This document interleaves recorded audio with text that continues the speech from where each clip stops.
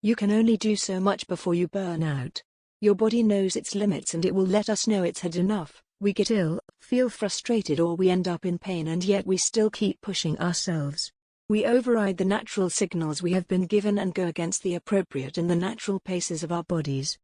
I know that life can be demanding and you often feel like you need to stretch yourself pretty thin at times, but that does not mean that you should be making yourself unwell or doing yourself damage mentally or physically.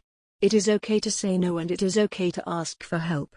If you are struggling to do it all, then it may be time to stop trying to do it all. Choose your battles carefully and prioritize. You cannot perform at your best if you are stretching yourself beyond your limits. Smoking kills. Tobacco is filled with a plethora of toxic and poisonous chemicals.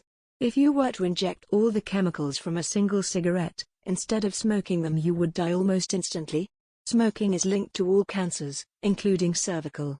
I know this from experience. Passive smoking is dangerous to those around you, and scientists have recently discovered that third-hand smoke, the smoke that penetrates objects and furniture, etc., can also cause health problems for those around them.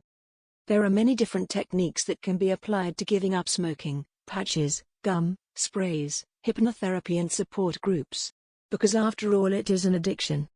Cut your alcohol intake. Many of us like to treat ourselves to the odd drink, or 2 or 3. But have you ever considered how much you drink?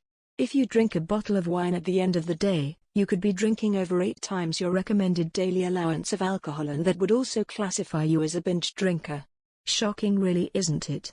Alcohol damages the liver, the brain, and if it gets out of hand, your social life too.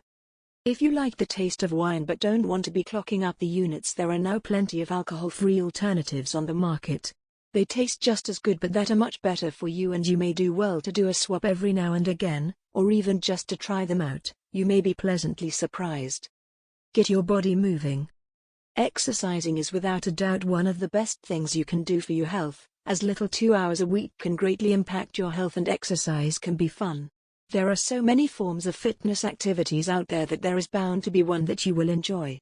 For instance, hula hooping is about to become a popular pastime for health. Maybe that was something you enjoyed doing as a child and you may want to take it up again as an adult.